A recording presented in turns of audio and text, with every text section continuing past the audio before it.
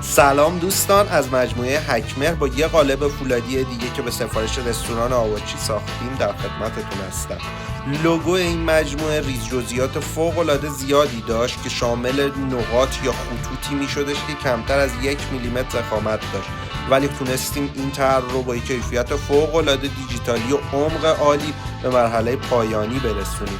این قالب رو سیستم‌های برقی آلمانی که دارای 30 سال قدمت هستش در اختیارشون میذاریم، چون طبق سیاست گذشته شرکت‌های قدیمی طول عمر این محصول بی‌نظیره و تو کار رستورانداری مد شده استفاده از این نوع سیستم برقی.